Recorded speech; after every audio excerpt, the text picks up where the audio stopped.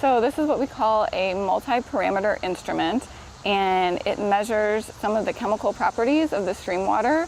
We toss it in the stream while we're out sampling, and it takes measurements every 2 minutes for the entire time that we're out here. So when we leave and we go back to the lab, we can see if there were any changing conditions, or we can kind of get like a snapshot of what was happening in the stream at that time. So this is the first probe. It measures water temperature, so we all know what that is, how hot or cold the water is. And there's also a probe in here that measures specific conductance, which is a measurement of the kind of ions that are dissolved in there. So if there are any chemicals or nutrients dissolved in the water, that will measure them. This probe measures pH, so how acidic or how basic the water is. This one does dissolved oxygen. Dissolved oxygen is especially important for biological health. So fish need high dissolved oxygen. Bugs that are living in the water depend on high dissolved oxygen. So this one's important to us.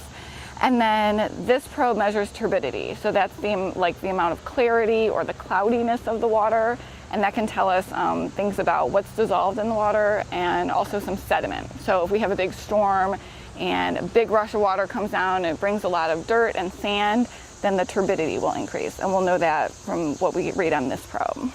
So this is all of them exposed. We put this little guard on it and tighten it up just to protect the probes when they're in the water so that they don't get, hit by a rock or something and damaged. And then we just walk it out into the stream. We try to find a place where the water's flowing so that all the probes are getting mixed with the stream water and toss it in.